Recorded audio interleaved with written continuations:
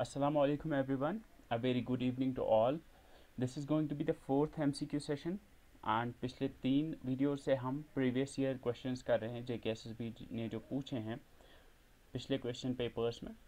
सो 100 के around MCQs हम कर चुके हैं ऑलरेडी और आज की वीडियो में हम और 50 के अराउंड MCQs करने वाले हैं and these all questions have been taken from previous JKSSB papers. So let's start with the first question. The first question is regarding the magnetic disk. So question is that the rotational speed of a magnetic disk is 3600 rpm, जिसको आप revolutions per minute कहते हो. It can transfer 120 kb data in one full revolution. What's the transfer rate? So this question अगर आप इसको देखोगे तो एक बेसिक सा क्वेश्चन है. इसके लिए अगर आपको कंप्यूटर के बारे में नहीं पता होगी, बेसिक मैथ्स अगर आपको पता होगी, बेसिक लॉजिक अगर आप इसको लगाओगे, you must be able to answer this question.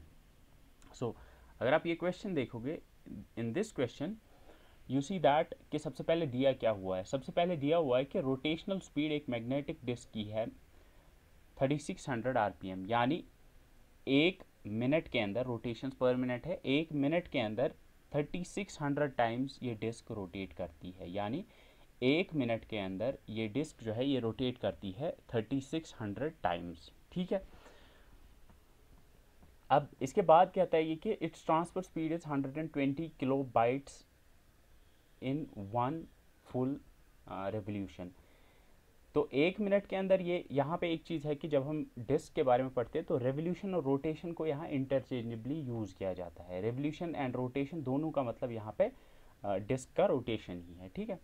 अब यहाँ पे पहली बात जो इसने बताई वो ये है कि डिस्क जो है वो एक मिनट में 3600 बार रोटेट करती है. दूसरी बात जो ये बताता है वो ये है कि एक रोटेशन में 128 kb ऑफ डेटा हम ट्रांसफ़र कर सकते हैं. एक रोटेशन में 128 kb डेटा ट्रांसफ़र हो सकता है और एक मिनट के अंदर 3600 रोटेशंस होती हैं. तो आपको बताना है कि एक सेकंड के अंदर कितने किलोबाइट्स ऑफ डेटा ट्रांसफ़र हो सकता है. अगर आप क्वेश्चन को समझ पाए होंगे, yes someone already solve this question. तो अगर आपको बेसिक मैथ्स आती होगी, you must be able to answer this question. आपको बताना था कि इसकी ट्रांसफ़र स्पीड या ट्रांसफ़र रेट क्या है, यानी एक सेकंड के अंदर. यहाँ पे अगर आप यूनिट को देखोगे, यूनिट बताता है किलोबाइट्स पर सेकंड, यानी एक सेकंड के अंदर कितने किलोबाइट ट्रांसफ़र हो सकते हैं. ठीक है. एक सेकंड के अंदर कितने किलोबाइट ट्रांसफ़र होते हैं. तो इसको अगर हम सॉल्व करेंगे तो इसका करेक्ट आंसर जो आता है वो है 7680 kb पर सेकेंड. अब इसको देखते हैं इसको कैसे करेंगे. सो पहली चीज़ जो दी हुई है वो ये है कि एक मिनट के अंदर ये डिस्क जो है ये रोटेट करती है 3600 टाइम्स. ठीक है. 3600 टाइम्स. अब चूंकि यहाँ पे लिखा हुआ है कि आरपीएम यानी रोटेशंस पर मिनट, एक मिनट के अंदर 3600 टाइम्स ये रोटेट करती है. तो लेकिन अगर आप देखोगे यहाँ पे सेकेंड्स में निकालना है हमें क्या, इसकी ट्रांसफर रेट. तो पहले हम देखेंगे एक सेकंड के अंदर कितनी बार ये रोटेट करती है. सिंपल है. एक सेकंड के अंदर, एक मिनट के अंदर होते हैं 60 सेकंड्स. सो अगर इस 3600 को हम डिवाइड करेंगे 60 से तो हमारा आंसर 60 आएगा. यानी अगर एक मिनट के अंदर 3600 टाइम्स ये रोटेट करती है तो एक सेकंड के अंदर ये 60 टाइम्स रोटेट करेगी. सिंपल. एक सेकंड के अंदर 60 टाइम्स रोटेट करेगी. इस चीज़ को समझो, एक सेकंड के अंदर 60 टाइम्स ये रोटेट करेगी. अगर ये एक सेकंड के अंदर 60 टाइम्स रोटेट करेगी और एक रोटेशन में 128 kb ट्रांसफ़र होता है, एक रोटेशन में 128 ट्रांसफ़र होता है, तो हमें बताना है अब कि 60 के अंदर कितना होगा, 60 रोटेशंस के अंदर कितना होगा. तो आसान है, मल्टीप्लाई करेंगे. एक रोटेशन या एक रेवोल्यूशन में 128 kb ट्रांसफ़र होते हैं.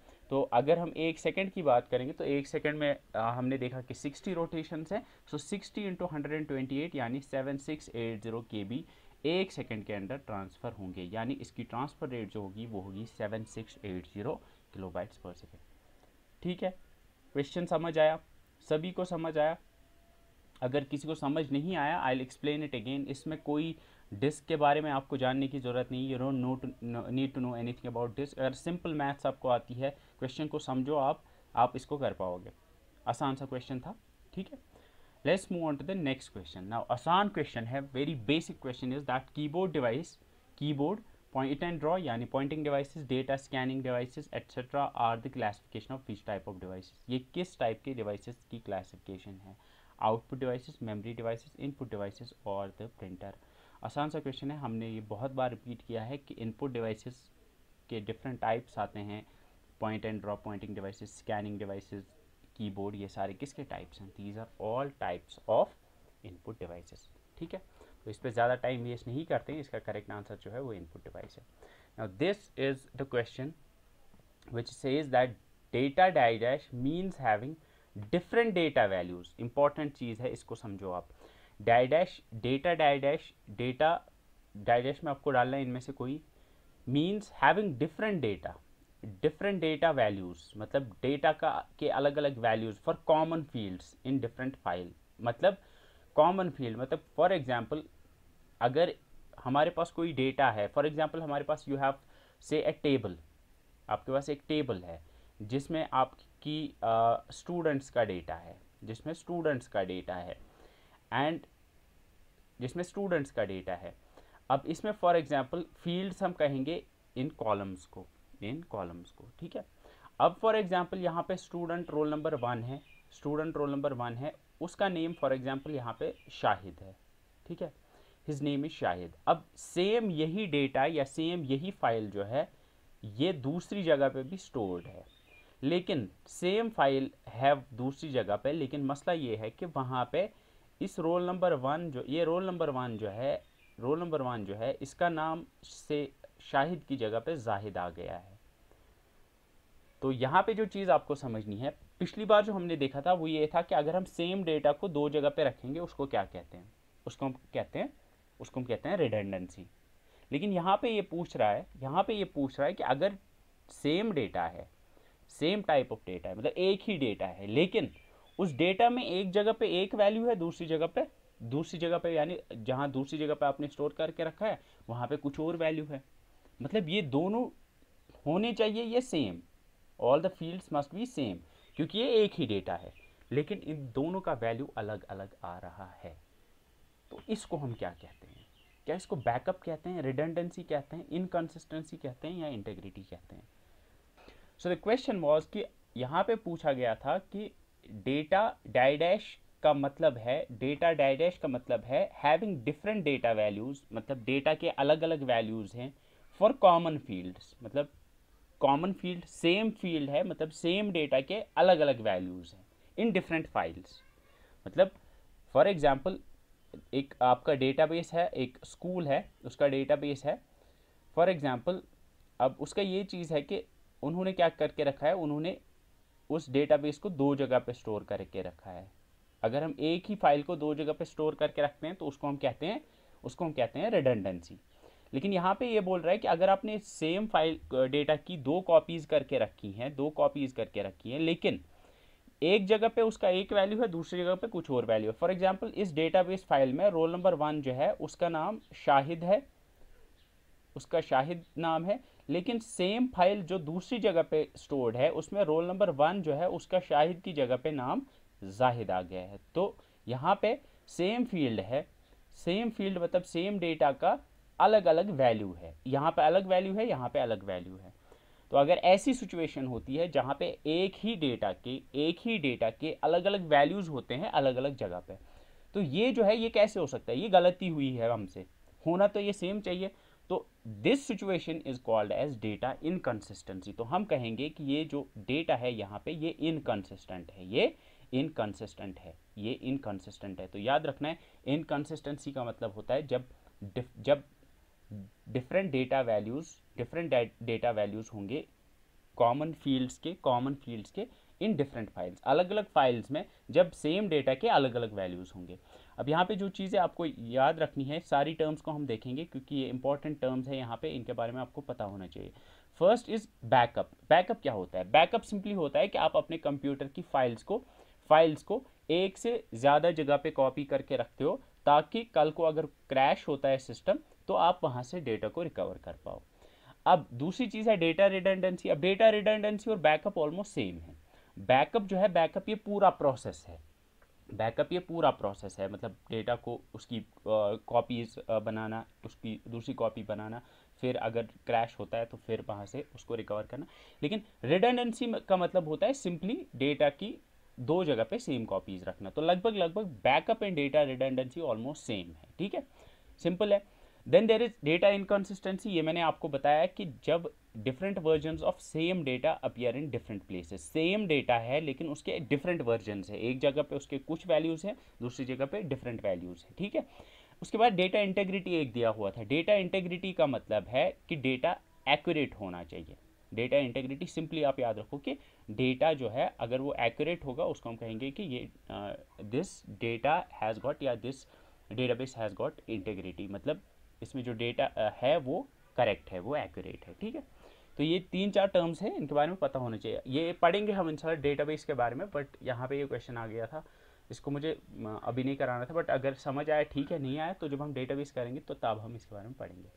अब ये क्वेश्चन है कि which register holds information on its way to and from memory, मतलब कौन सा रजिस्टर इनमें से डेटा या इंफॉर्मेशन होल्ड करता है on its way to and from memory, मतलब जब मेमरी से डेटा सीपीयू की तरफ आता है या सीपीयू से डेटा मेमरी की तरफ जाता है। तो इस प्रोसेस के दौरान बीच में कोई एक रजिस्टर होता है जो उस डेटा को होल्ड करता है। सो मैं इसको ऐसे भी कह सकता हूँ, विच of the following register holds the data that comes from the memory. Simple terms में अगर मैं कहूँ that comes from the memory, या जो सीपीयू से किसकी तरफ, रैम की तरफ जाएगा, मेमरी की तरफ जाएगा। क्या उसको मेमरी बैकअप रजिस्टर कहते हैं, मेमरी बफर रजिस्टर कहते हैं, मेमरी बैंक रजिस्टर कहते हैं, या मेमरी एड्रेस रजिस्टर कहते हैं। अगर आपको याद होगा हमने इनमें से मेमरी बैकअप रजिस्टर नाम का कोई रजिस्टर ही नहीं पढ़ा, हमने मेमरी बैंक नाम का कोई रजिस्टर नहीं पढ़ा। हमने दो टाइप के रजिस्टर्स पढ़े, मेमरी बफर और मेमरी एड्रेस रजिस्टर। और मैंने बताया था कि मेमरी बफर रजिस्टर जो है ये होल्ड करता है data that comes from the memory, and memory address register holds the address of the active memory location. So यहाँ पे option B would be the correct option कि memory buffer register जो है, memory buffer register is the register that holds the information, that holds the data, yes that holds the data to and from memory, यानी memory से आता जब आता है या मेमरी की तरफ जब जाता है, ठीक है। तो यहाँ पे आपको जो रजिस्टर्स इंपॉर्टेंट है, first is memory address register, याद रखना है it holds the address of the active memory location. Active memory location, active memory location याद रखना है। इसके साथ ही और एक होता है प्रोग्राम, उसके साथ होता है मेमरी बफर, ये होल्ड करता है कंटेंट्स या information of the accessed memory word, मतलब मेमरी से जो एक्सेस करके जो डेटा लाया गया है वो मेमरी बफर रजिस्टर में रखा जाता है। प्रोग्राम काउंटर है यहाँ पे, program counter holds the address of the, यहाँ पे इंपॉर्टेंट है address of the next instruction, और करंट इंस्ट्रक्शन को होल्ड करता है instruction register, and accumulator holds the data जो इंटरमीडिएट रिजल्ट्स सीपीयू जनरेट करता है, वो इंटरमीडिएट रिजल्ट्स कहाँ पे होते हैं, एक्यूमुलेटर में, ठीक है। Next question is this, when entire CPU, जब पूरा CPU that is both control unit and ALU is contained on a single tiny silicon chip, जब CPU सारा का सारा एक छोटी सिलिकॉन की चिप के ऊपर होता है, उसको हम क्या कहते हैं, उसको हम क्या कहते हैं? क्या उसको मैक्रो प्रोसेसर कहते हैं, मिडल प्रोसेसर कहते हैं, मिनी प्रोसेसर और माइक्रो प्रोसेसर, इनमें से उसको क्या नाम दिया जाता है? आसान सा क्वेश्चन है ये, मैंने आपको ऑलरेडी पढ़ाया कि जो माइक्रो कंप्यूटर्स होते हैं, माइक्रो कंप्यूटर्स में होता है माइक्रो प्रोसेसर। और माइक्रो प्रोसेसर क्या है? Micro processor is simply when the CPU एक चिप होता है, जब सीपीयू सिर्फ एक छोटी चिप होती है उसको हम कहते हैं, that is called as a microprocessor. आसान क्वेश्चन था। Microprocessor, you can see, ये जो चिप आप यहाँ देख रहे हो ये एक प्रोसेसर है, ये एक सीपीयू, इसके अंदर ALU, इसके अंदर रजिस्टर, कंट्रोल यूनिट, सब कुछ एक छोटी सी चिप के अंदर है, ठीक है। This is Intel core i7 जो है वो यही है, इतनी छोटी सी चिप होती है, तो इसको हम माइक्रो प्रोसेसर कहते हैं। नेक्स्ट क्वेश्चन इज दिस, अब ये बताओ आप, which input device is use to convert bit map image of characters to equivalent ASCII code.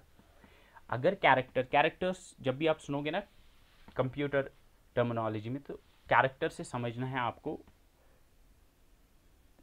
Alphanumeric data, यानी टेक्स्ट, सिंबल, अल्फान्यूमेरिक ही नहीं, सिंबल्स जो होते हैं कीबोर्ड पे, या अल्फ़ाबेट या फिर नंबर्स, इन सब को कहते हैं हम कैरेक्टर्स।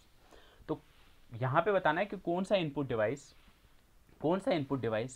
कन्वर्ट करता है इमेज को अगर कैरेक्टर्स की इमेज होगी यानी टेक्स्ट की इमेज होगी, उस टेक्स्ट की इमेज को कन्वर्ट करता है into equivalent ASCII code. Equivalent ASCII code मतलब जो मैंने आपको बताया, ASCII मतलब ASCII बेसिकली ये एक स्टैंडर्ड है डेटा को एनकोड करने का।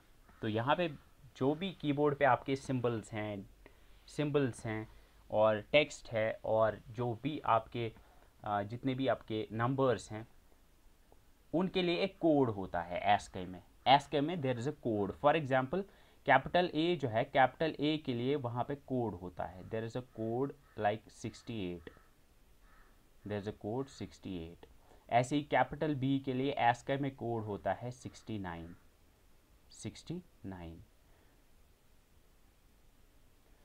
तो जो एडिटेबल टेक्स्ट होता है, जिस टेक्स्ट को आप एडिट कर सकते हो, वो टेक्स्ट बेसिकली ASCII में होता है, वो टेक्स्ट होता है ASCII में।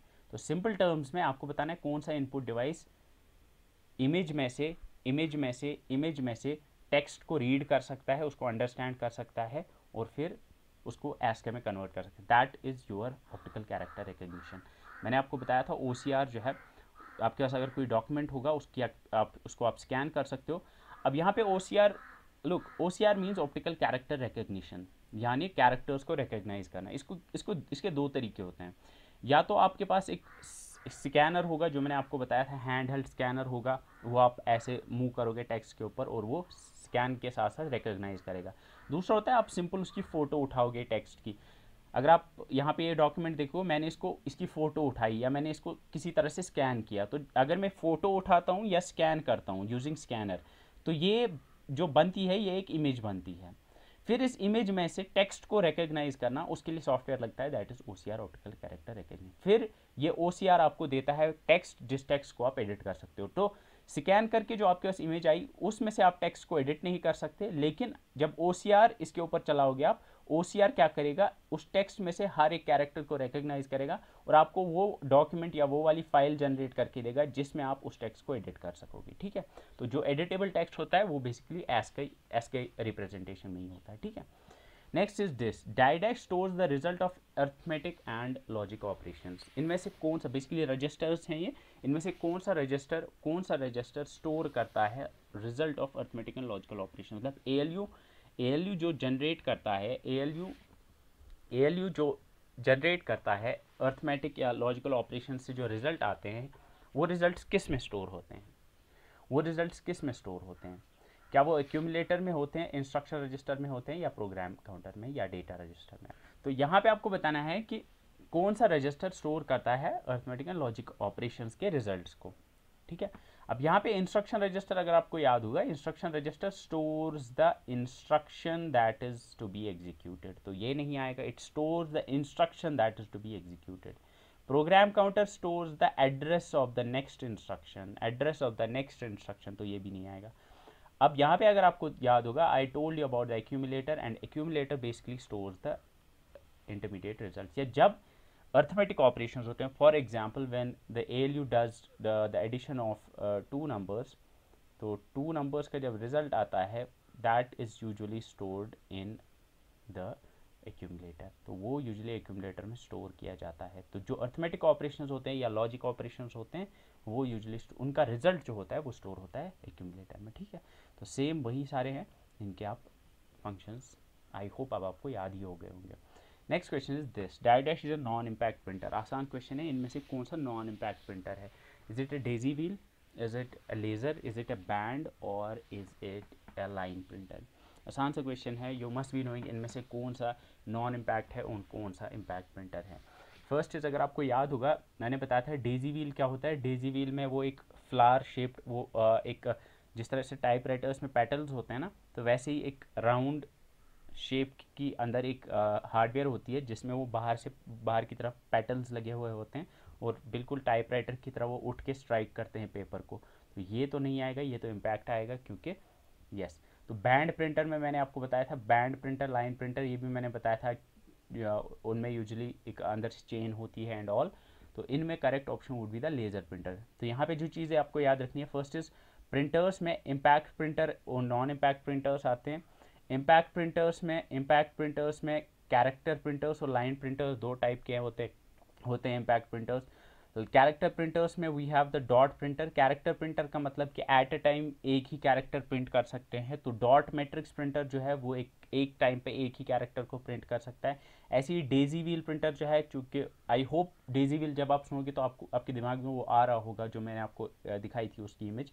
तो डेजी व्हील भी एट ए टाइम एक ही प्रिंट कर सकता है। तो dot matrix, daisy wheel, drum, chain and band, ये सारे इम्पैक्ट प्रिंटर्स है।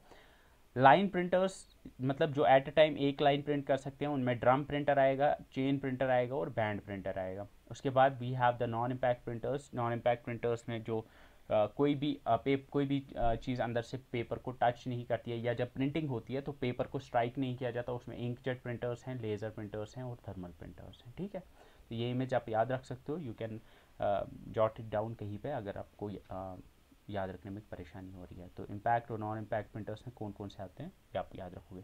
इसको याद रखने का जो बेस्ट तरीका मेरे हिसाब से वो ये है कि जब आप ड्रम प्रिंटर सुनोगे तो you should be able to visualise कि ड्रम प्रिंटर, अच्छा वो वाला था जिसमें वो ड्रम होता है और ऐसे पेपर ड्रम के ऊपर वो बने हुए होते हैं जितने भी कैरेक्टर्स होते हैं, तो you should be able to visualise that. ठीक है, नेक्स्ट क्वेश्चन इज दिस। ये एग्जैक्टली अब जो CBT पेपर है उसमें उन्होंने ये पूछा था कि the above figure represents which device in a computer system. जो ऊपर आप देख रहे हो फिगर, दिस फिगर ऊपर ये जो आपको दिख रही है ये क्या है, व्हाट इज इट?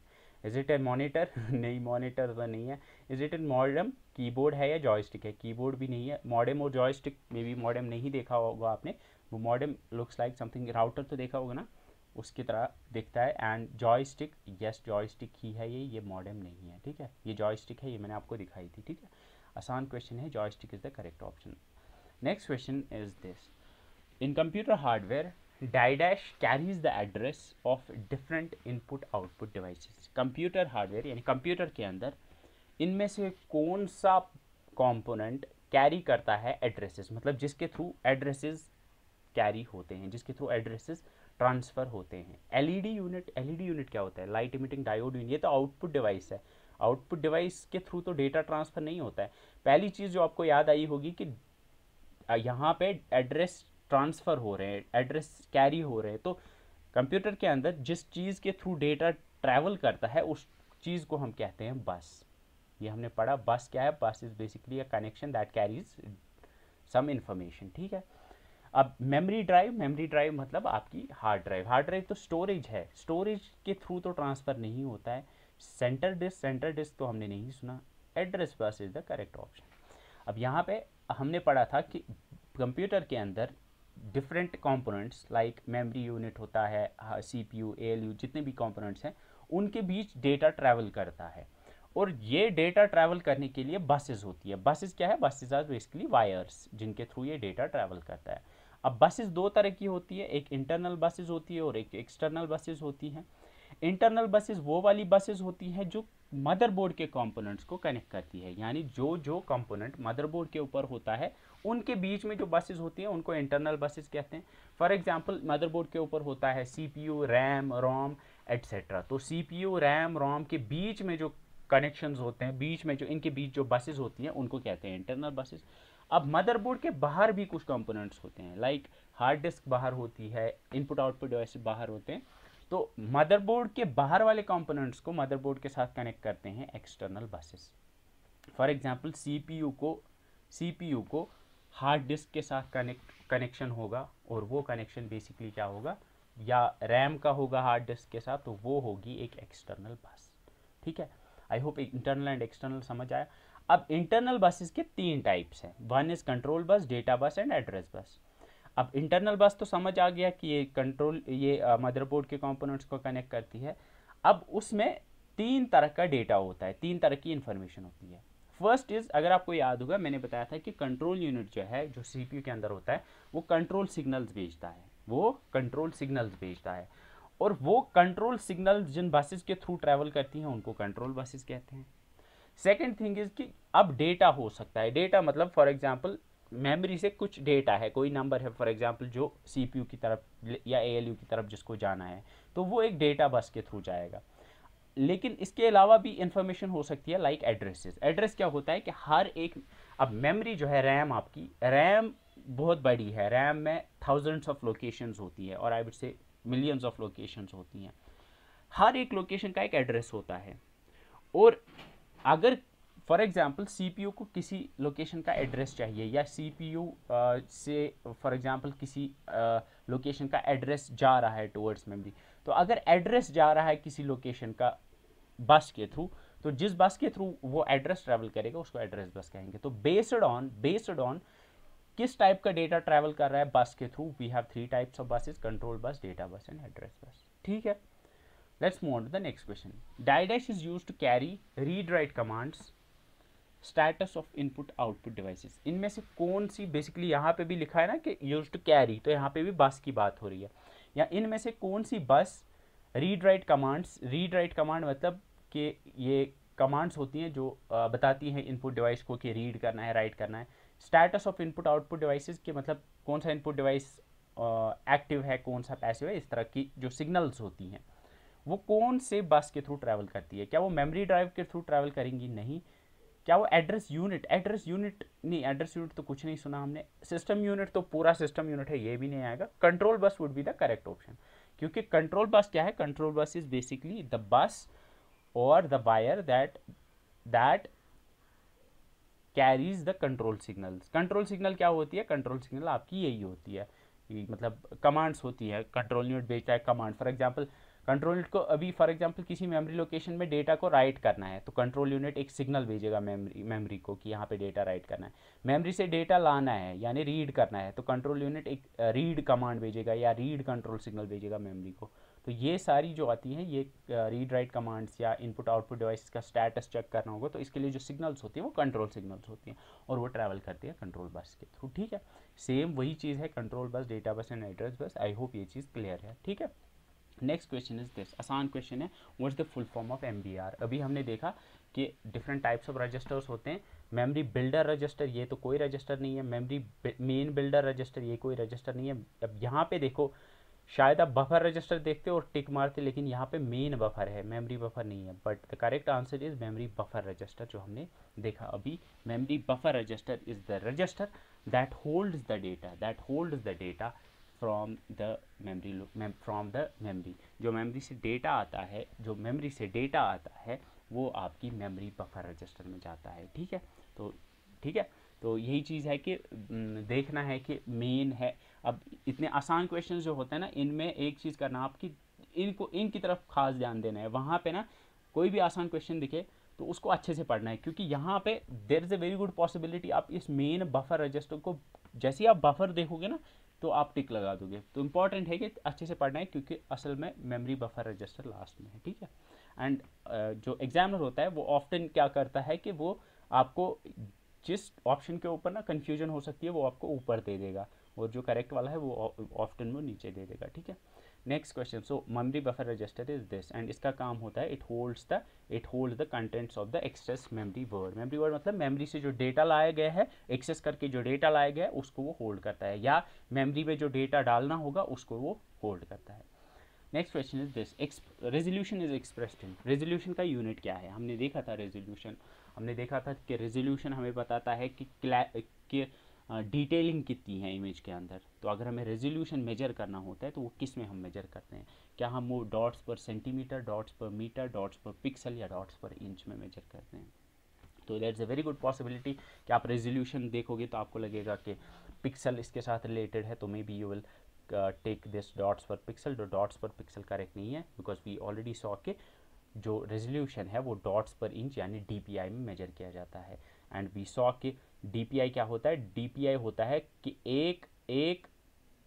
एक स्क्वायर इंच, यानी यहाँ से एक स्क्वायर बनाओगे जिसका हर साइड 1 इंच होगा, फिर आप देखोगे कि उतने एरिया के अंदर कितने डॉट्स हैं। अगर यहाँ पे 10 DPI है, 10 DPI का मतलब है कि यहाँ से लेके इस तरफ 10 डॉट्स हैं और नीचे की तरफ भी 10 डॉट्स हैं। तो यू कैन सी यहाँ पे ये एक डॉट है, फिर ऐसे 2 3 4 5 6 7 8 9 10 करके ये 10 डॉट, टोटल ये 100 डॉट्स बनेंगे। एंड मेरे कहने का मतलब है कि ये इमेज, ये वाला जो सर्कल है ये बना है 10 dpi रेजोल्यूशन में, ये बना है 72 dpi रेजोल्यूशन में, और ये बना है 300 dpi रेजोल्यूशन में। एंड यू कैन सी कि जिसमें जितना ज़्यादा रेजोल्यूशन है, इसमें ज़्यादा रेजोल्यूशन है, मतलब इसमें ज़्यादा डॉट्स लगे हैं बनाने के लिए। तो जितने ज़्यादा डॉट्स होंगे, डॉट्स की डेंसिटी जितनी ज़्यादा होगी उतनी ही क्लैरिटी अच्छी होगी। यू कैन सी इस सर्कल और इस वाले सर्कल में कौन ज़्यादा क्लियर है। ठीक है, आसान क्वेश्चन है। नेक्स्ट इज दिस, अब ये बताओ आप 1 T flops is equal to, कितने फ्लॉप्स होते हैं एक टी फ्लॉप के अंदर। हमने देखा था कि सुपर कंप्यूटर्स की जो स्पीड होती है वो फ्लॉप्स में मेजर की जाती है। फ्लॉप्स की फुल फॉर्म होती है फ्लोटिंग पॉइंट ऑपरेशंस पर सेकंड, फ्लोटिंग पॉइंट ऑपरेशंस पर सेकंड। एंड यहाँ पे आपको बताना है कि एक टी फ्लॉप कितना होता है। हमने देखा था कि अब एक कंप्यूटर जो होता है वो एक सेकंड के अंदर billions and billions of, super computer जो होता है billions and billions of flops या फ्लोटिंग पॉइंट ऑपरेशन परफॉर्म कर सकता है। तो इस वजह से उसकी जो स्पीड होती है वो मेजर की जाती है टी फ्लॉप्स में। तो टी फ्लॉप कितना होता है, एक T flop means 1 tera flop. And 1 tera जब भी आप सुनोगे, आपने मेगा सुना है, गीगा सुना है, ठीक है, टेरा सुना है, and then you have also the petaflop. So जो लोग ए कह रहे हैं उनका बिल्कुल करेक्ट है। क्यों? क्योंकि आप याद रखोगे कि के या किलो फ्लॉप होगा या किलो बाइट होगा, इसका मतलब होगा 10 पावर 3 या 2 पावर 10, ये लगभग सेम आते हैं। 2 पावर 10 आता है 1024, याद रखना 2 पावर 10 आता है 1024। एंड अगर आप 10 पावर 3 देखोगे, 10 पावर 3 जो है वो आता है आपका 1000। तो ये बराबर तो नहीं होते लेकिन अप्रॉक्सीमेटली हम मान सकते हैं। ठीक है, ऐसे ही मेगाबाइट होता है 2 पावर 20 या 10 पावर 6, यानी 1 मिलियन बाइट्स अप्रॉक्सीमेटली। गीगा होता है 2 पावर 30 एंड 10 पावर 9। टेरा होता है 2 पावर 40 या 10 पावर 12, या ऐसे ही पेटा होता है 2 पावर 50 या 10 पावर 15। तो याद रखोगे पेटा होता है 10 पावर 15, टेरा होता है 10 पावर 12, 10 पावर 9 गीगा होता है, 10 पावर 6 मेगा होता है, और 10 पावर 3 किलो होता है। ठीक है, आसान है। नेक्स्ट क्वेश्चन इज दिस, अब ये बताओ आप, latency of a magnetic disk is also known as, latency magnetic disk को हम और किस नाम से जानते हैं? Rotational delay time, disk delay time, locating delay time, या हॉरिजॉन्टल डिले टाइम। ये हमने कल भी देखा था, हमने देखा था सीक टाइम और रोटेशनल लेटेंसी के बीच का क्या डिफरेंस है। ठीक है, वी सॉ दिस, इसके बीच का डिफरेंस क्या है।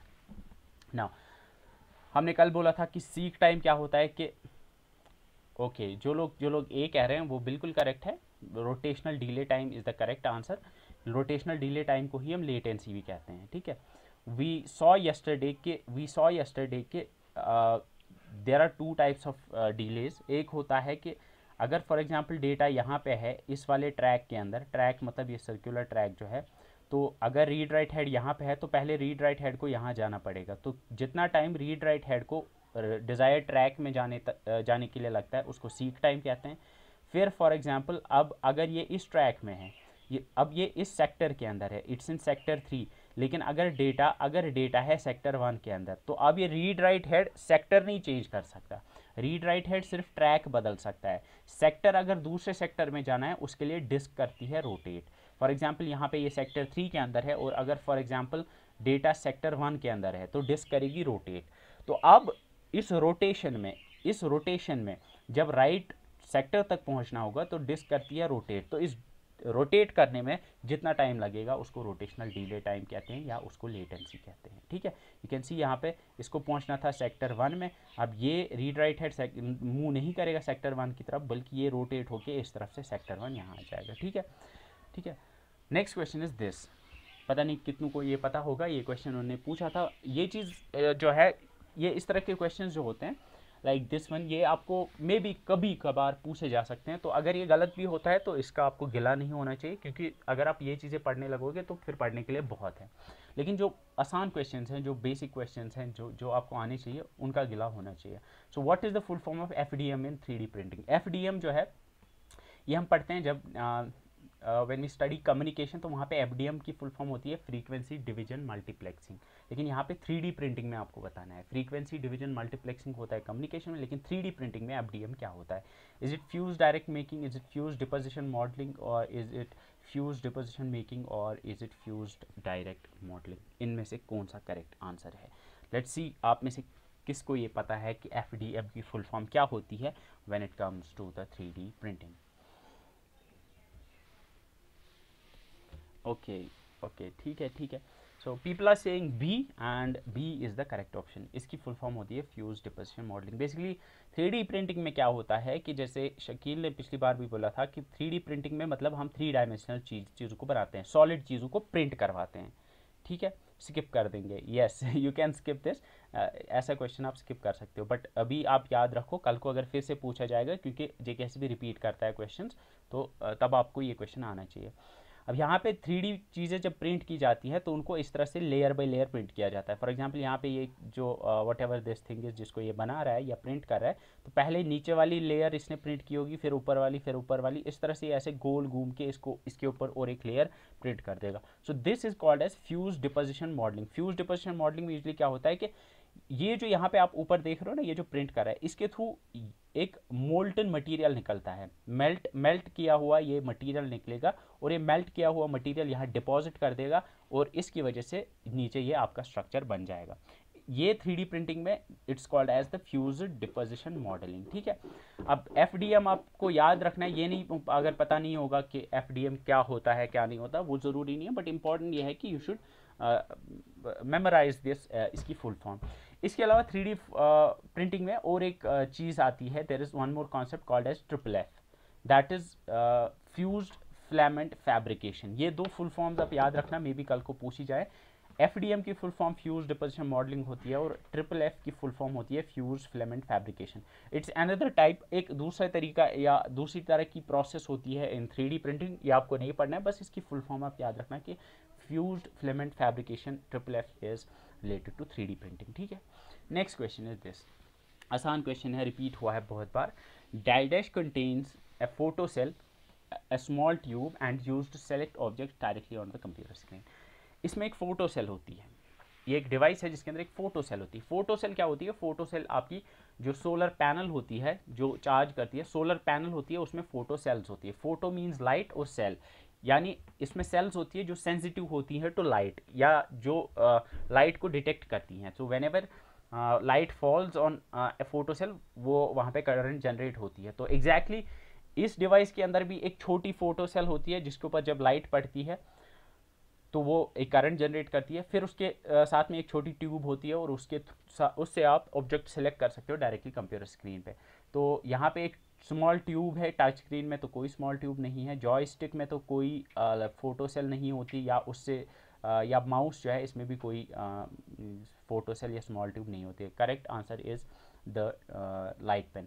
सो लाइट पेन आपने देखा होगा, इसमें यहाँ पे एक ट्यूब होती है जो पेन होता है, आगे इसमें एक यहाँ पे जो टिप होती है ना, टिप, वहाँ पे एक छोटी फोटो सेल होती है। फोटो सेल क्या होती है? जब इसको आप स्क्रीन के पास लेके जाते हो ना, तो स्क्रीन की लाइट जब इस पर पड़ती है ना, तो वहाँ पे जनरेट होती है एक सिग्नल, फिर ये कनेक्ट किया होता है कंप्यूटर के साथ। तो जहाँ पे आपने इसको टच किया होगा स्क्रीन को, एग्जैक्टली वहाँ पे जो आइटम होगा वो सिलेक्ट होगा, ठीक है। तो ये क्या हो, ये एक इनपुट डिवाइस है, ये मैंने पढ़ाया था। एंड ये वाली CRT स्क्रीन थी, CRT स्क्रीन पे आप डायरेक्टली सेलेक्ट कर सकते थे चीज़ों को यूजिंग दिस लाइट पेन, ठीक है। Next question is this, if a letter is to be typed in capital, अगर आप कोई लेटर कैपिटल में लिखना चाहते हो, कैपिटल को इंग्लिश इसके लिए कंप्यूटर टर्मिनोलॉजी में हम अपर केस भी कहते हैं। अगर आप कोई अपर केस अगर आप सुनोगे, अपर केस का मतलब है जो कैपिटल में होगा, ठीक है। देन विच ऑफ फॉलोइंग की इज टू बी यूज, अगर आप कोई लेटर अपर केस या कैपिटल में लिखना चाहते हो, तो आप कौन सी की यूज़ करोगे विद दैट लेटर? उस लेटर के साथ में कोई और की भी दबाओगे आप। ये ऑलरेडी हमने किया था, shift is the correct answer, क्योंकि हमने देखा था कि हम कैपिटल और स्मॉल के बीच में स्विच कर सकते हैं यूजिंग टू कीज़। एक है shift and second is something called as the caps lock. Caps lock को आपको उसके साथ दबाना नहीं पड़ता है, उसके साथ प्रेस नहीं करना पड़ता, आपको बस एक बार कैप्स लॉक प्रेस करना पड़ता है, फिर आप कोई भी प्रेस करोगे तो वो कैपिटल में आ जाएगी। लेकिन शिफ्ट से जब आप किसी चीज़ को कैपिटल या स्मॉल में लिखोगे तो उसको अलोंग विद दैट प्रेस करना पड़ता है। तो यहाँ पे विद दैट जो लिखा है, इसका मतलब है यहाँ शिफ्ट आएगा, ठीक है। नेक्स्ट क्वेश्चन इज दिस, अब बोलो, the devices that are under the direct control of a computer are said to be. जो डिवाइसेस कंप्यूटर के डायरेक्ट कंट्रोल में है, जिन डिवाइसेस को कंप्यूटर डायरेक्टली कंट्रोल कर सकता है, या जिनको like computer can send signals to them, computer can read data from them, उनको हम क्या कहते हैं? क्या उनको माइक्रोफोन कहेंगे? नहीं, माइक्रोफोन तो एक डिवाइस है, ये तो नहीं आएगा। इंटरफेस यूनिट्स कहते हैं, मे बी कनेक्टेड ऑनलाइन कहते हैं, मे बी, या सीमाफोर कहते हैं। तो सीमाफोर जो है, सीमाफोर कोई डिवाइस नहीं है, तो ये नहीं आएगा। सीमाफोर इज़ ये हम आपको पढ़ने की ज़रूरत नहीं है। सीमाफोर बेसिकली होता है, इट इज़ ए वेरिएबल जिसके यूजुअली दो वैल्यूज़ हो सकते हैं, 1 और 0। ये ऑपरेटिंग सिस्टम में आता है, ये आपको पढ़ने की ज़रूरत नहीं है, ठीक है। तो यहाँ पे इंपॉर्टेंट चीज़ जो है वो इन दो के बीच में आपको समझना है। Interface units and connected online. So correct answer would be connected online. Online and offline device के बीच का डिफरेंस क्या है? What is the difference between online and offline? So जो लोग कह रहे हैं सी, उनका करेक्ट है, connected online is the correct answer. So जो डिवाइसेस ऑनलाइन होते हैं, उनका मतलब है कि ये कंप्यूटर के साथ कनेक्टेड है। Right now computer can send signals to them, computer can read data from them, ठीक है। दूसरे होते हैं offline devices, like for example there is a CD जो जिसके अंदर डेटा है। अगर आपने उसको कंप्यूटर के अंदर इंसर्ट किया हुआ तो आप कहोगे दिस सीडी इज ऑनलाइन। अगर आप उसको बाहर निकाल के साइड में रख दोगे, you will say this CD is offline. तो जब वो ऑनलाइन होगी तो कंप्यूटर उसको सिग्नल सेंड कर सकते हैं, या कंप्यूटर उसको कंट्रोल कर सकता है। लेकिन जब वो बाहर होगी, computer can not control that, ठीक है, ठीक है। इंटरफेस यूनिट कहेंगे हम उस डिवाइस को which will act as an interface. Interface means जिसके थ्रू आप इंटरैक्ट कर सकते हो विद द कंप्यूटर। तो इंटरफेस यूनिट में आप कीबोर्ड मान लो, कोई भी इनपुट आउटपुट डिवाइस मान लो, वो आपका इंटरफेस यूनिट हो सकता है। Interface unit means something through which you can interact with the computer, ठीक है। उसमें कोई भी डिवाइस आ सकती है, लेकिन यहाँ पे बताना था कि वो वाली डिवाइसेस जो कंप्यूटर के डायरेक्ट कंट्रोल में है, उनको हम ऑनलाइन डिवाइसेस कहेंगे, ठीक है। ऑनलाइन डिवाइस याद रखना है कि जो कंप्यूटर के साथ कनेक्टेड होंगी, या कंप्यूटर जिनको डायरेक्टली कंट्रोल कर सकता है। अब यहाँ पे बताओ, शायद मुझे सॉफ्टवेयर में रखना चाहिए था ये वाला क्वेश्चन, बट कॉपी कर दिया मैंने, तो चलो देख लेते हैं।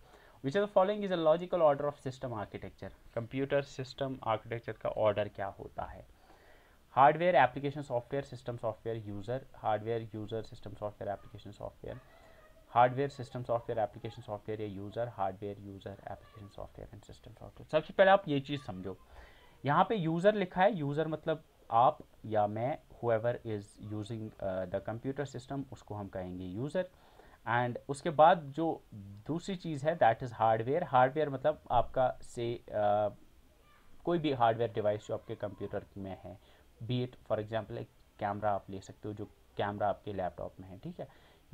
तो हार्डवेयर है और यूज़र है, तो हार्डवेयर के साथ यूज़र इंटरैक्ट करता है। लेकिन फॉर एग्जांपल आपका जो मोबाइल फ़ोन है, मोबाइल फ़ोन में जो कैमरा हार्डवेयर है। आप उसको कैसे यूज़ कर पाते हो? आप बोलोगे सर उसको हम यूज़ कर पाते हैं क्योंकि वहाँ पे हमारे फ़ोन में एक ऐप होती है, उस ऐप को हम ओपन करते हैं तभी हम उस कैमरा को यूज़ कर पाते हैं। तो बेसिकली यूज़र जो है वो किसके साथ इंटरेक्ट करता है? ऐप के साथ, यानी एप्लीकेशन सॉफ्टवेयर के साथ।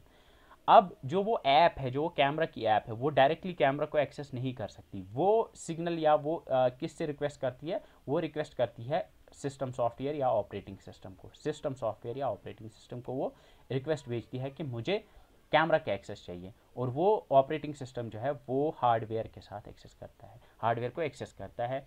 तो जैसे आप क्लिक करते हो अपनी ऐप के ऊपर, वो ऐप एक सिग्नल भेजती है, रिक्वेस्ट भेजती है सिस्टम सॉफ्टवेयर या ऑपरेटिंग सिस्टम को। ऑपरेटिंग सिस्टम जो है वो कैमरा आपके सामने आ जाता है उस हिसाब से, ठीक है।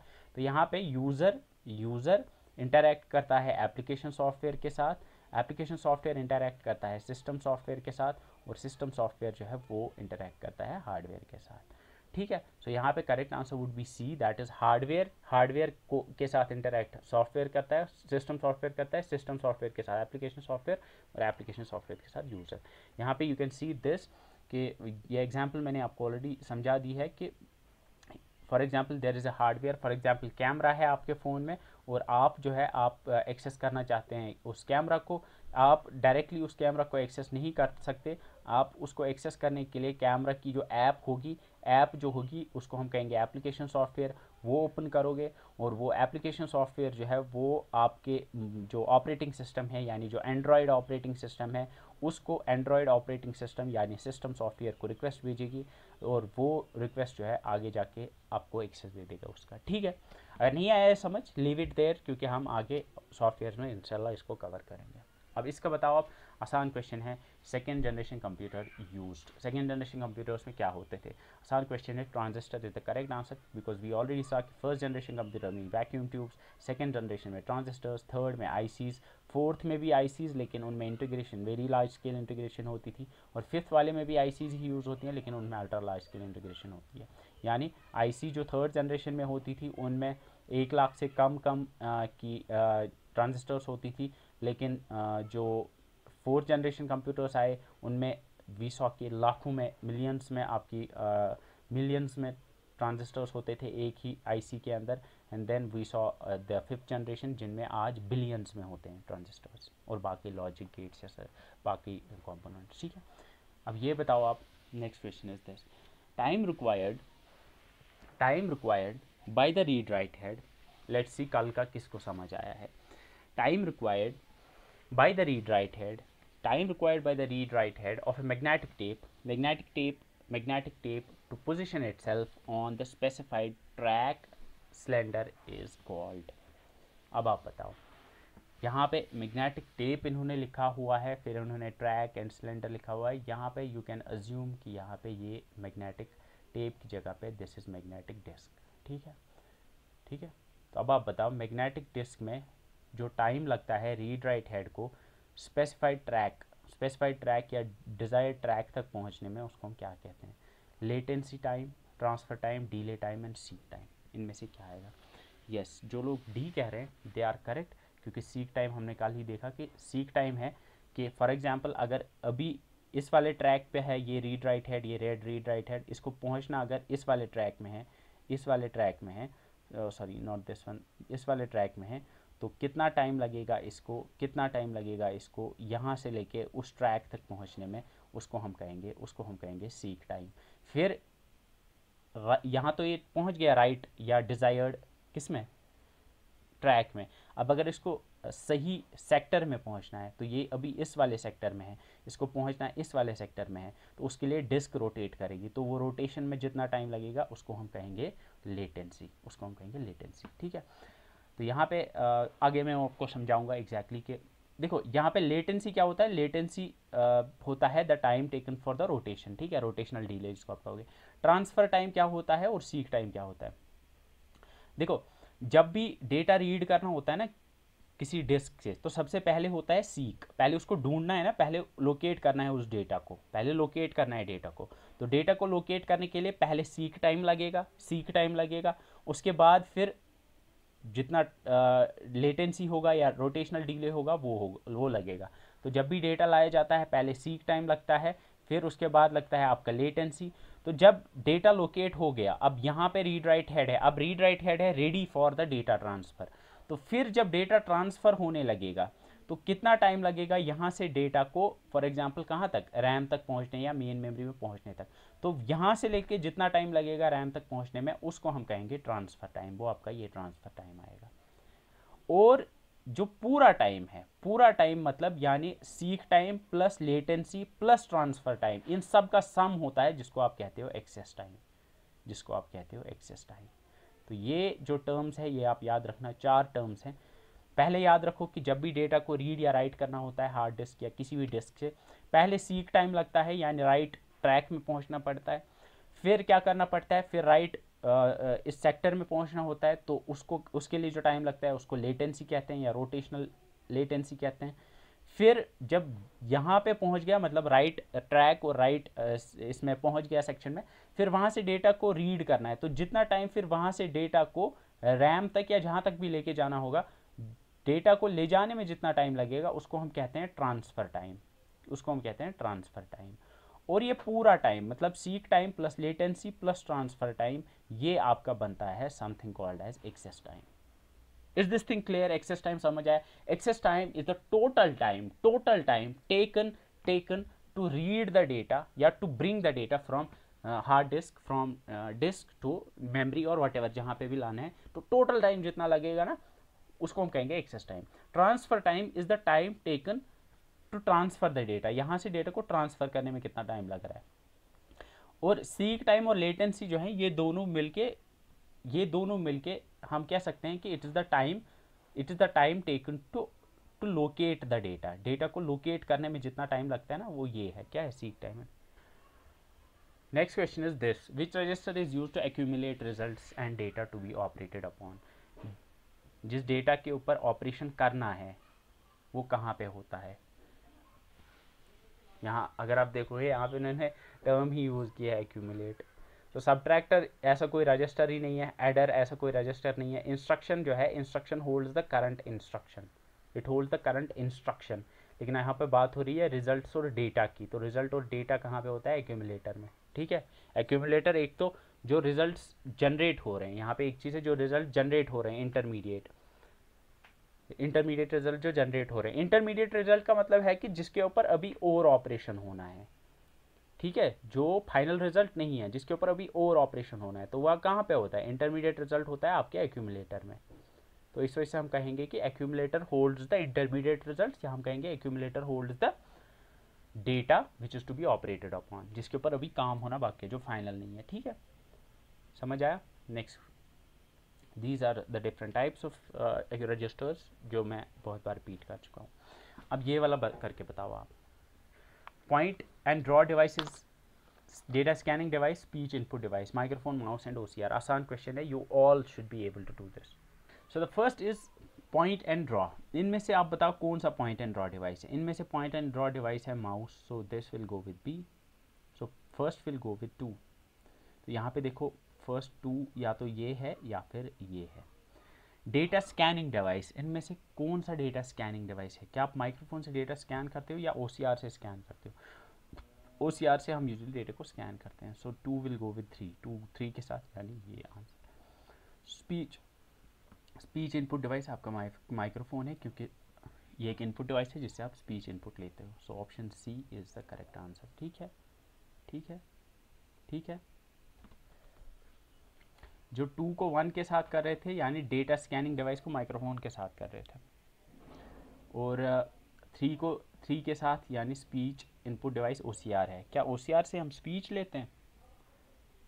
Yes, C is the correct. तो थोड़ा ध्यान से करना है ऐसे। Okay, next question is this. अब ये बताओ आप, आसान क्वेश्चन है। In computer devices, the dash device are used for providing the input to the computer by moving the device to the point और location on the computer monitor. Data को insert करने के लिए, डेटा को एंटर करने के लिए you move the device to the point to locate on the computer monitor, यानी कंप्यूटर मॉनिटर पे किसी भी लोकेशन पे यू मूव देयर एंड वहाँ पे यू कैन इनपुट, आप इनपुट कर सकते हो। You can select some object, you can insert something. और उनको हम क्या कहते हैं, पोजिशनिंग डिवाइसेस कहते हैं, पॉइंटिंग डिवाइसेस, प्रिंटिंग या पिनिंग कहते हैं।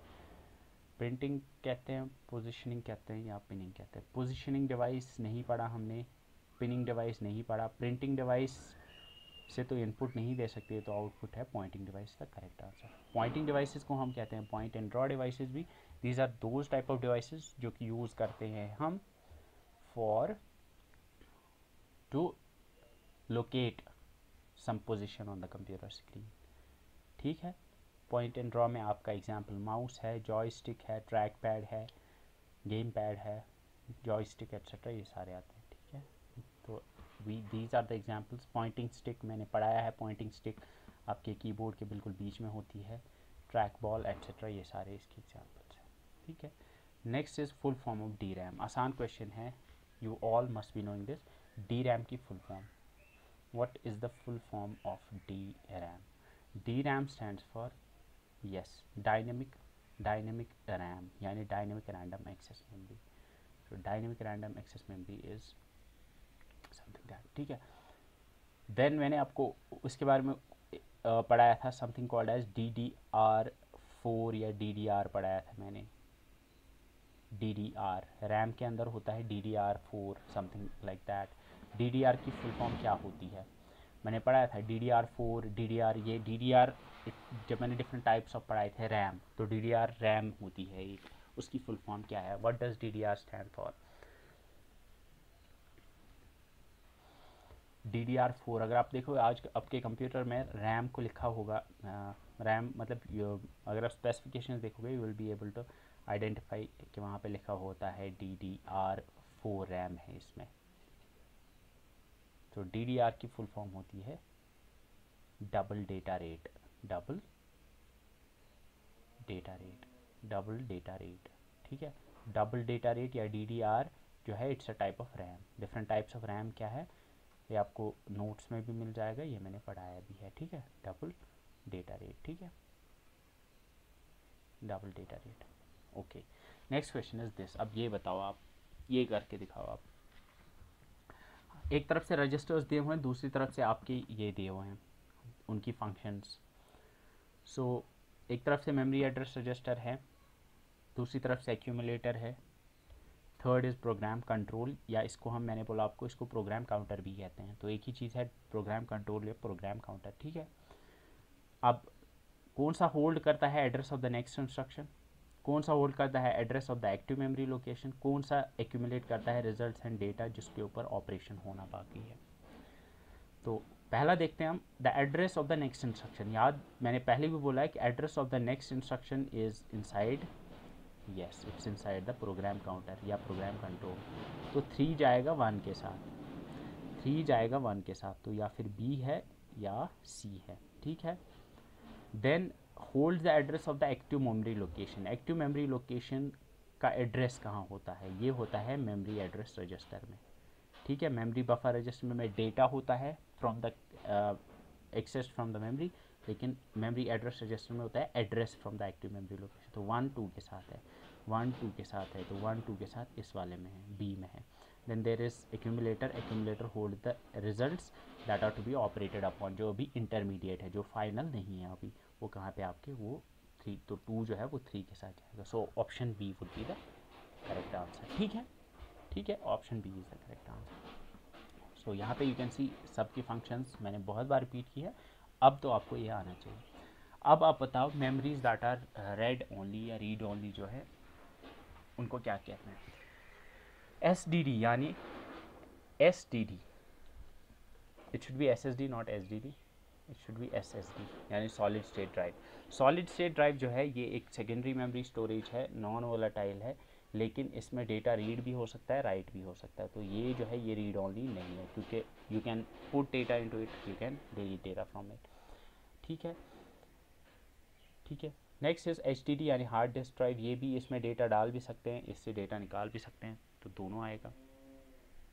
देन ROM यानी रीड ओनली मेमोरी, तो यही है correct. RAM is not the correct answer, क्योंकि रैम में भी रीड भी हो सकता है, राइट भी हो सकता है।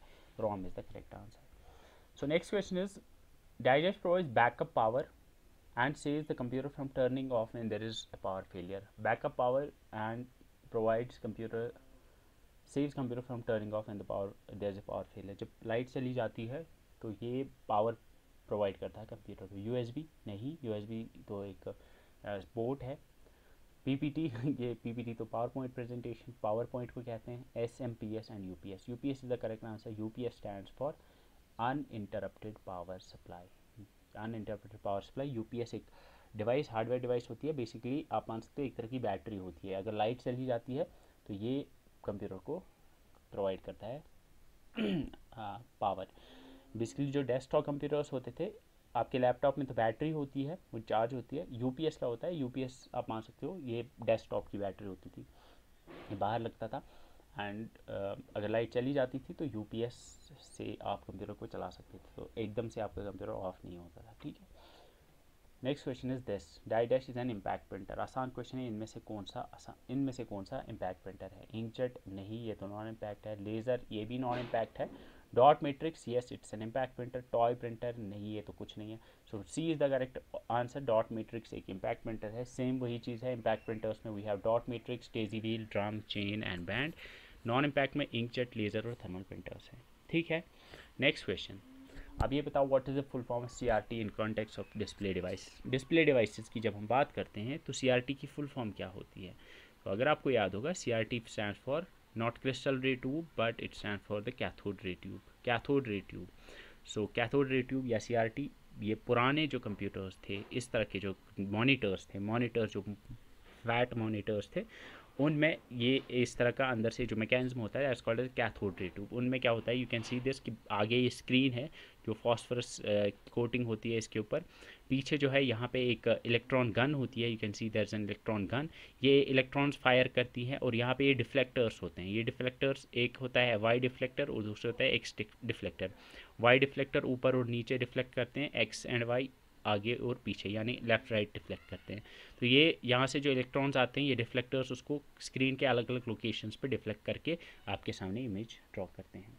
ठीक है, next is this, the input device that captures the image और video into the computer is called. कौन सा इनपुट डिवाइस इमेज या वीडियो कैप्चर करने के काम आता है? वेब पेज नहीं, वेब पेज तो कोई इनपुट डिवाइस नहीं है। प्रिंटर, ये तो आउटपुट डिवाइस है। स्कैनर, ये इनपुट डिवाइस है। इससे आप इमेज कैप्चर करते हो लेकिन एक डॉक्यूमेंट की, but you can't capture videos and all. ठीक है, correct answer would be web cam. Web cam is usually तो लैपटॉप के ऊपर यहाँ लगा हुआ होता है, एंड ये जो आप एक्स्ट्रा भी लगा सकते हो अगर नहीं है, that this is your web cam. Next is this, which is the correct meaning of UNIVAC. पुराने कंप्यूटर्स में मैंने बताया था कुछ कंप्यूटर्स हैं जिनकी फुल फॉर्म आप याद रखना, उसमें एक है यूनिवैक। यूनिवैक की फुल फॉर्म क्या होती है? Unvalued automatic computer, unique automatic computer, universal array computer या यूनिवर्सल ऑटोमेटिक कंप्यूटर। आसान क्वेश्चन है, बहुत बार पूछा गया है, पहले तो बहुत पूछते थे, and the correct answer to this is universal automatic computer. Option D is the correct answer, and you can see कि पुराने जो कुछ कंप्यूटर्स हैं उनमें एक हमारा हुआ करता था Mark 1 कंप्यूटर, जिसको ऑटोमेटिक सीक्वेंस कंट्रोल कंप्यूटर भी कहते थे। Then we had the ABC computer, यानी एटनसॉफ्ट बेरी कंप्यूटर, जो ABC नाम से भी मशहूर था। देन वी हैड द ENIAC। ENIAC की फुल फॉर्म होती है electronic numeric integrator and calculator. Full form याद रखना, electronic numeric integrator and calculator, यहाँ पे कैलकुलेटर है लास्ट में। तो this was the first electronic computer, ये भी आप याद रखना। Then EDVAC was another computer जिसकी फुल फॉर्म थी electronic discrete variable automatic computer था लास्ट में। एंड उसके बाद we had something called as the EDSAC। EDSAC stand for electronic delay storage automatic calculator. तो EDVAC जो था, EDVAC में लास्ट में कंप्यूटर था, इन दो में कैलकुलेटर है। Then we have the Manchester Mark 1 computer. उसके बाद we have something called as UNIVAC first. UNIVAC की फुल फॉर्म होती है यूनिवर्सल ऑटोमेटिक कंप्यूटर। ठीक है, ये एक this is called as the first general purpose computer. General purpose computer की कैटेगरी में ये पहले आता है। Next question is this, which of following is a volatile type of memory.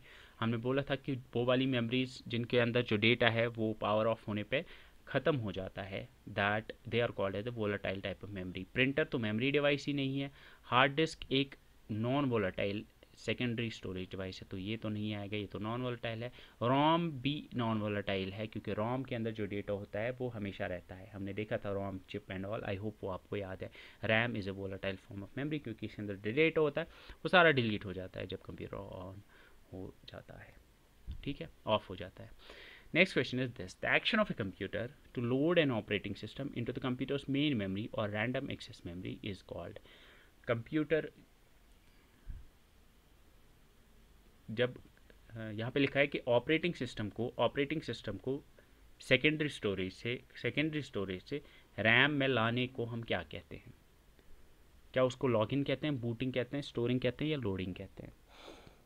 अगर आपको याद होगा, मैंने बताया था कि जब भी कंप्यूटर ऑन होता है, whenever U turn on a computer, तो सबसे पहले क्या होता है कि आपकी जो हार्ड डिस्क होती है या आपकी जो सेकेंडरी स्टोरेज होती है, उसके अंदर आपका ऑपरेटिंग सिस्टम होता है, आपकी सारी फाइल्स होती हैं, आपके सारे प्रोग्राम या जो एप्लीकेशंस या सॉफ्टवेयर्स हैं वो होते हैं। और जब कंप्यूटर ऑफ होता है तो जो रैम होती है उसके अंदर कुछ भी नहीं होता है। तो उस टाइम पे क्या होता है कि जब आप कंप्यूटर ऑन करते हो तो सबसे पहले क्या होता है कि बायोस चिप होती है। बायोस के अंदर क्या होता है कि बायोस सबसे पहले जो काम करता है वो ये काम करता है कि वो ऑपरेटिंग सिस्टम को लोकेट करता है कि वो हार्ड डिस्क में कहाँ पे है। फिर उस ऑपरेटिंग सिस्टम को ला के रैम में लोड किया जाता है। इस प्रोसेस को बूटिंग कहते हैं। ठीक है, बूटिंग इसी को कहते हैं, and booting is done by BIOS. ठीक है, नेक्स्ट क्वेश्चन इज दिस, अब ये बताओ आप, which among these is a function of an output device. इनमें से आउटपुट डिवाइस की फंक्शन कौन सी है? Converting the coded results into human readable form, yes, coded results होते हैं, क्योंकि बाइनरी में रिजल्ट्स होते हैं, उनको ह्यूमन रीडेबल फॉर्म में आउटपुट डिवाइस प्रेजेंट करता है। Supplying data to the CPU for further process, ये तो इनपुट डिवाइस का काम है। Converting instructions from readable format to machine readable format, तो मशीन रीडेबल मतलब ये यहाँ पे लिखा है फ्रॉम रीडेबल फॉर्मेट, मतलब यूजुअली यूज़र रीडेबल फॉर्मेट जिसको आप समझ सकते हो, उससे बाइनरी में कन्वर्ट करना, वो काम तो इनपुट डिवाइस का है। Accepting instruction from the user, ये भी इनपुट डिवाइस का काम है। तो यहाँ पे option A would be the correct answer. तो यहाँ पे यू कैन सी कि इनपुट डिवाइसेस डेटा लेते हैं कंप्यूटर से, यूज़र से, और कंप्यूटर में फीड कर देते हैं, एंड देन जो रिजल्ट जनरेट करता है कंप्यूटर, वो आउटपुट डिवाइसेस यूज़र तक पहुँचाता है। तो इनपुट डिवाइसेस के 3 काम होते हैं broadly. First is it receive the data from the user, data से यूज़र से डेटा लेना। सेकेंड, जो यूज़र से डेटा लिया उसको बाइनरी में कन्वर्ट करना, बाइनरी मतलब कंप्यूटर अंडरस्टैंडेबल फॉर्म में कन्वर्ट करना। थर्ड थिंग इज़ कि जो बाइनरी जो कन्वर्टेड डेटा है, अब जिसको इसने कन्वर्ट कर दिया, उसको वो सीपीयू या कंप्यूटर को फॉरवर्ड कर देता है। 3 काम है इनपुट डिवाइसेस के।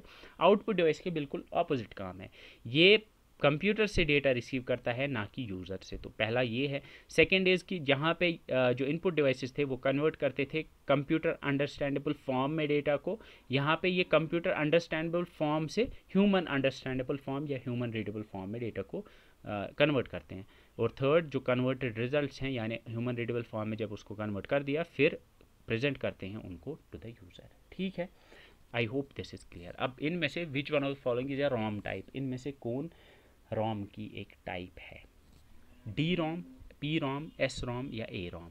डी रॉम तो नहीं देखा हमने, डी रैम देखा था और एस रैम देखा था। ए रॉम तो नहीं देखा हमने, but we saw P ROM, that is programmable ROM. So P ROM is the correct answer.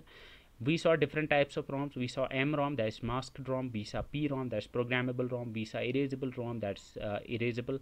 E ROM, that's erasable programmable ROM. We saw that E PROM, that is electrically erasable programmable ROM. ठीक है, E ROM, M ROM, P ROM, E PROM and EPROM and E PROM. ठीक है, इनके क्या differences हैं, आई hope वो आपको clear है। मास्क्ड रॉम जो होती है वो प्री प्रोग्राम्ड होती है, मतलब मैन्युफैक्चरर जो है वो वहीं से उसमें कुछ डेटा डालता है, उसको आप चेंज नहीं कर सकते। पी रॉम या प्रोग्रामेबल रॉम को यूज़र एक बार मॉडिफाई कर सकता है, फिर वो चेंज नहीं होगी। इरेजेबल प्रोग्रामेबल रॉम को आप उसमें डेटा आप इरेज कर सकते हो, लेकिन अल्ट्रावायलेट लाइट की हेल्प से।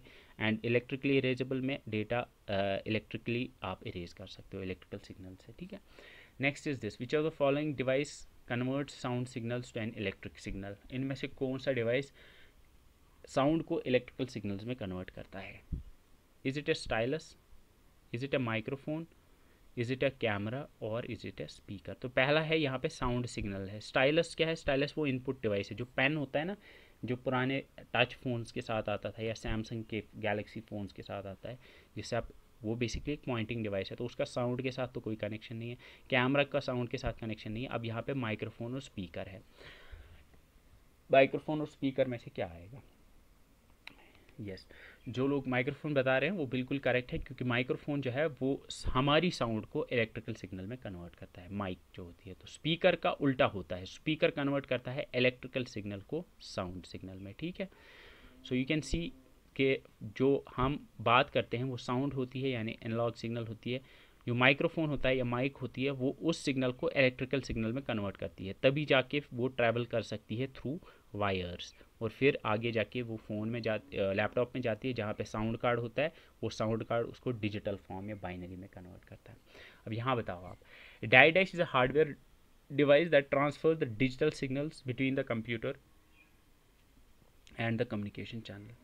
एक ऐसा हार्डवेयर डिवाइस जो डेटा को ट्रांसफ़र करता है, डिजिटल सिग्नल्स ट्रांसफर करता है between the computer and the communication channel. Communication channel मतलब फॉर एग्जांपल एक वायर है जहाँ से डेटा आ रहा है। वायर चैनल मीन्स जहाँ से जिसके थ्रू डेटा ट्रैवल कर सकता है। ठीक है, क्या उसको लैन कहते हैं? लैन तो हार्डवेयर डिवाइस नहीं है, LAN is a type of network, तो ये नहीं आएगा। फायर स्टिक, ये कभी सुना है आपने? शायद नहीं सुना होगा। CD DV ड्राइव तो स्टोरेज डिवाइस है, ये तो नहीं आएगा। इन दोनों में से कोई एक है। Yes, the correct answer is modem, यानी मॉड्यूलेटर डीमॉड्यूलेटर। पहले आप देखो कि मॉड्यूलेटर डीमॉड्यूलेटर क्या होता है। जो बाहर से इंटरनेट से जो डेटा आता है ना, वो आता है एनालॉग सिग्नल की फॉर्म में, चाहे वो वायर से आ रहा है या वायरलेस आ रहा है, वो होती है एनालॉग सिग्नल।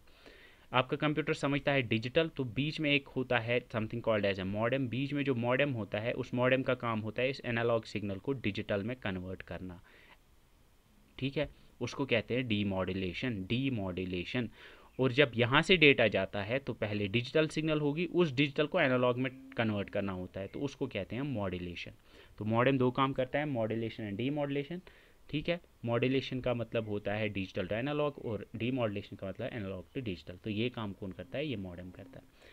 अब ये फायर स्टिक क्या है, फायर स्टिक में भी आपने सुनी होगी, something called as, there is something called as an Amazon fire stick. Amazon fire stick ये एक यूएसबी स्टिक होती है इतनी सी, एंड ये जो है इसके साथ यू कैन सी एक रिमोट भी आता है। इस स्टिक को आप इंसर्ट करते हो अपने स्मार्ट टीवी में। जब आप इसको टीवी में इंसर्ट कर सकते हो तो आपका टीवी जो है वो एक स्ट्रीमिंग डिवाइस बन जाता है। You can watch different, like Amazon prime देख सकते हो आप उस पर नेटफ्लिक्स एट्सेट्रा, जो भी internet, YouTube, Disney plus, Hotstar, what जो भी हैं, जो भी ऑनलाइन स्ट्रीमिंग प्लेटफॉर्म्स हैं, उनको एक्सेस कर सकते हो ये स्टिक उसमें इंसर्ट करने पे, ठीक है। तो इसको फायर स्टिक कहते हैं। This is Amazon TV, fire TV stick कहते हैं इसको, ये अमेजन की है, ठीक है। आई होप ये चीज़ आप समझ गए। Next is this, which are following is not a hard disk performance parameter. Hard disk की जब परफॉर्मेंस हम मेजर करते हैं तो इनमें से कौन सा पैरामीटर यूज़ नहीं किया जाता। सीक टाइम ये तो किया जाता है, एक्सेस टाइम मैंने अभी बताया ये भी होता है, और लेटेंसी पीरियड ये तो पता ही है। तो ये तीन आएंगे। तो ब्रेक टाइम जो है ये कोई पैरामीटर नहीं है, so break time is the correct answer. अब आप यहाँ पे देखो, पहले मैंने बोला कि राइट ट्रैक को ढूंढना है, तो राइट ट्रैक तक पहुँचने में जो टाइम लगेगा उसको सीक टाइम कहेंगे, और फिर राइट ट्रैक से राइट सेक्टर तक पहुंचने में जो टाइम लगेगा उसको रोटेशनल लेटेंसी या लेटेंसी पीरियड कहेंगे। तो यहाँ पे जब डेटा को रीड किया जाता है तो पहले आइडेंटिफाई या पहले लोकेट करना होता है डेटा को, कहाँ पे डेटा है, तो उसमें पहले सीक टाइम लगता है, फिर रोटेशनल लेटेंसी लगती है। जब यहाँ पे आइडेंटिफाई हो गया, लोकेट हो गया कि डेटा यहाँ पे है, अब उस डेटा को ट्रांसफ़र करना है, फॉर एग्जांपल टुवर्ड्स रैम। तो डेटा ट्रांसफ़र करने में जितना टाइम, अब यहाँ से डेटा को इस पॉइंट से रैम तक पहुँचने में जितना टाइम लगेगा उस टाइम को ट्रांसफ़र टाइम कहते हैं, ठीक है। और जो ये पूरा टाइम है यानी seek time plus rotational latency plus the transfer time, that is your disk access time, ठीक है। तो याद रखना है disk access time is seek time plus rotational latency plus transfer time. Next question is this, which of the following is not an output device. इनमें से कौन सी output device नहीं है। एलसीडी तो मॉनिटर है, ये तो है। प्रिंटर भी आउटपुट डिवाइस है। वीडियो यानी विजुअल डिस्प्ले यूनिट यानी मॉनिटर, ये भी तो है। Graphics tablet is not an output device, ये एक इनपुट डिवाइस है। आई टोल्ड यू कि जो ग्राफिक टैबलेट होता है कुछ इस तरह का होता है, और जब भी आप इससे कुछ लिखते हो सेम वही आपकी कंप्यूटर स्क्रीन पे भी आ जाता है। This called as a graphic tablet, या राइटिंग पैड भी कहते हैं इसको, राइटिंग टैबलेट भी इसको कहते हैं, ठीक है। ये मैंने आपको पढ़ाया हुआ है, ये एक इनपुट डिवाइस है। Next is the memory form from which information can be read but not written. तो जिसमें सिर्फ रीड हो सकता है वो तो रीड ऑनली मेमोरी होगी, तो रीड ऑनली यानी रैम है, ठीक है। बाकी में डेटा डाला भी जा सकता है यानी राइट किया जा सकता है, और वहाँ से निकाला भी जा सकता है, that is your read. Yes, उसको डिजिटाइजर भी कहते हैं, exactly, it's also called as digitizer. तो next question is this, a single point on a computer screen is referred as. Computer screen के ऊपर एक सिंगल पॉइंट को हम क्या कहते हैं, सिंपल है, उसको हम कहते हैं pixel. So pixel is the correct answer. You can सी यहाँ पे ये स्क्रीन है, एंड यू कैन सी छोटे छोटे जो आपको डॉट्स दिख रहे हैं, दीज आर द पिक्सल्स, ठीक है। Next question is this, the most common pointing device in the laptop computer. Laptop के अंदर सबसे ज़्यादा जो यूज़ होता है पॉइंटिंग डिवाइस वो कौन सा है, तो याद होगा आपको, वो टच पैड है। Touch pad is something this, जिसके ऊपर आप टच करके अपनी उंगली फेर के you can move the cursor, तो कर्सर जिससे मूव होगा तो वो तो होगा pointing device. This is the correct answer, touch pad ये है, ठीक है, इसको टच पैड कहते हैं। Next is this, S RAM की फुल फॉर्म। एस रैम की फुल फॉर्म होती है स्टैटिक रैम यानी स्टैटिक रैंडम एक्सेस मेमोरी, और एस रैम की बनी होती है आपकी कैश मेमोरी, ठीक है। एस रैम जो होती है ये डी रैम से फास्टर होती है, एंड एस रैम मैंने आपको इसके बारे में सारी चीज़ें पढ़ाई है, किसकी बनी होती है, क्या इसमें रिफ्रेशिंग की ज़रूरत पड़ती है नहीं पड़ती है, मैंने बताया। This the last question of this session. So the question is, dash helps the computer's operating system in pretending that it have more RAM than it actually has। मतलब इनमें से कौन सा जिसे ऑपरेटिंग सिस्टम जो है वो प्रिटेंड करता है कि आपके पास ज़्यादा मेमोरी है, ज़्यादा रैम है दैन यू एक्चुअली हैव। अगर आपको याद हो, मैंने ये डिटेल में पढ़ा है आपको, and I told you about that it's an illusion. एक इल्यूजन होता है कि रैम बहुत ज़्यादा अवेलेबल है, जबकि नहीं होती है। वो कब होता है? जब आप उस सॉफ्टवेयर को चला पाते हो जिसका साइज़ बड़ा होता है दैन द अवेलेबल रैम। मतलब हमने देखा था कि जितने भी सॉफ्टवेयर्स होते हैं, अगर आप उसको यूज़ करना है तो उसको यूज़ करने के लिए रैम में लाना पड़ता है। तो अब अगर कोई सॉफ्टवेयर ऐसा है जिसका साइज़ इतना बड़ा है कि रैम में उतनी जगह ही नहीं है, अगर आप फिर भी उसको यूज़ कर पाओगे कंप्यूटर में, तो हमें क्या लगेगा? हमें लगेगा फॉर एग्जांपल 2 GB की रैम है कंप्यूटर में और हम चला पा रहे हैं 5 GB का भी सॉफ्टवेयर, तो हमें लगेगा कि कोई भी सॉफ्टवेयर चलाने के लिए तो रैम होनी चाहिए उतनी, तो 5 GB का अगर मैं चला पा रहा हूँ तो इसका मतलब है कि मेरे पास 5 GB की रैम है। तो अगर मेरे पास 5 GB की रैम है लेकिन एक्चुअल में नहीं है, तो ये एक इल्यूजन है, मुझे धोखा हुआ। ये कैसे हुआ? ये ऑपरेटिंग सिस्टम ने एक मेमोरी टेक्निक यूज़ की, मेमोरी मैनेजमेंट टेक्निक यूज़ की, that's called as virtual memory. ठीक है, वर्चुअल मेमोरी। लेकिन यहाँ पे वर्चुअल मेमोरी कहीं पे नहीं है। तो वर्चुअल मेमोरी क्या है? Virtual memory is a technique used by the operating system which gives us an illusion that we have more memory at stake, we have more memory available, जितनी हमारे पास होती है उससे ज़्यादा। ठीक है, अब यहाँ पे देर इज़ अनदर टर्म जो इसके रिलेटेड, क्या उसको प्राइमरी मेमोरी कहेंगे? नहीं, प्राइमरी मेमोरी तो समथिंग डिफरेंट है। फ्लैश मेमोरी तो सेमीकंडक्टर मेमोरी ये भी नहीं है। रियल मेमोरी क्या ये पढ़ा हमने? Swap memory. इसका करेक्ट आंसर है दैट इज स्वैप मेमोरी। ये आप देखो स्वैप मेमोरी क्या होता है। मैंने आपको बताया कि वर्चुअल मेमोरी जो होती है, वर्चुअल मेमोरी में हमने पढ़ा था कि हम जब ऑपरेटिंग ये सॉफ्टवेयर को रैम के अंदर लेके आते हैं, तो अगर कहीं पे for example you can see right here कि ऑपरेटिंग सिस्टम 2 GB का है, एक सॉफ्टवेयर 1 GB का है, सॉफ्टवेयर 3 1 GB का है, तो इस तरह से ये टोटल 6 GB हो गया। तो लेकिन हमारे पास रैम जो है वो 5 GB की है, तो ये जो 3 GB वाला 2 GB वाला सॉफ्टवेयर है ये तो नहीं चल पाएगा। तो इसलिए क्या होता है कि ऑपरेटिंग सिस्टम वर्चुअल मेमोरी को यूज़ करता है। वर्चुअल मेमोरी मतलब वो क्या करता है, वो ये सॉफ्टवेयर जो है इसका पूरा का पूरा वो 2 GB नहीं लाएगा, बल्कि इसकी जगह पे 1 GB उसका यानी हाफ पार्ट उसका लेके आएगा और यहाँ पे रख देगा। यानी पूरा का पूरा सॉफ्टवेयर उसने नहीं लाया, बल्कि उसमें से उसने सिर्फ उसका एक पोर्शन ला के रैम में रख दिया। अब इस पूरे प्रोसेस को हम वर्चुअल मेमोरी कहते हैं। लेकिन अब यहाँ पे 4 GB, यहाँ पे ये सॉफ्टवेयर 4 जो है इसका पहला पार्ट यहाँ है 1 GB का, दूसरा पार्ट कहाँ पे है इसका? दूसरा पार्ट जो है, चूंकि ये 2 GB का है टोटल, तो इसका दूसरा पार्ट अभी हार्ड डिस्क में ही है या सेकेंडरी स्टोरेज में ही है। तो इसका जो दूसरा पार्ट हार्ड डिस्क में है, तो जो मेमोरी यहाँ पे है, कहाँ पे? जो मेमोरी सेकेंडरी स्टोरेज में है, जो मेमोरी सेकेंडरी स्टोरेज में है लेकिन हमें लग रहा है कि ये कहाँ पे है? रैम में है, उसको हम कहते हैं swap memory. That is called as swap memory. तो वर्चुअल मेमोरी उस पूरे प्रोसेस को कहते हैं, लेकिन स्वैप मेमोरी हार्ड डिस्क के उस पार्ट को कहते हैं जो वर्चुअल मेमोरी में यूज़ होता है। मतलब यहाँ पे हार्ड डिस्क में हमने देखा कि सॉफ्टवेयर पूरा नहीं आया, बल्कि कुछ हिस्सा इस सॉफ्टवेयर का कहाँ पे था? अभी हार्ड डिस्क में ही है। तो जिस हिस्से में इस सॉफ्टवेयर का वो पार्ट है, उस हिस्से को हम स्वैप मेमोरी कहेंगे। ठीक है, तो याद रखना कि जब भी आप ये देखोगे ना कहीं पे computers operating system is pretending that it have more RAM than it actually has, तो देयर आर 2 थिंग्स, या तो स्वैप मेमोरी के रिलेटेड है या वो वर्चुअल मेमोरी के रिलेटेड है। ठीक है, अगर नहीं आया समझ, you can read it again, आप फिर से देखो इसको। सो बिकॉज टाइम हो चुका है, अजान हो चुकी है, so I have to close the session now. So I hope कि ये जो सारे क्वेश्चंस हैं ये आपको समझ आए होंगे। इसकी PDF आपको मिल जाएगी, आई विल अपलोड इट इंशाल्लाह टुडे और टुमारो। इसके बाद अभी और MCQs आएंगे इंशाल्लाह आगे के टॉपिक्स के ऊपर। सो आज के सेशन में इतना ही। ठीक है, so I think that's it for today. See you in the next one. तब तक के लिए अल्लाह हाफिज़।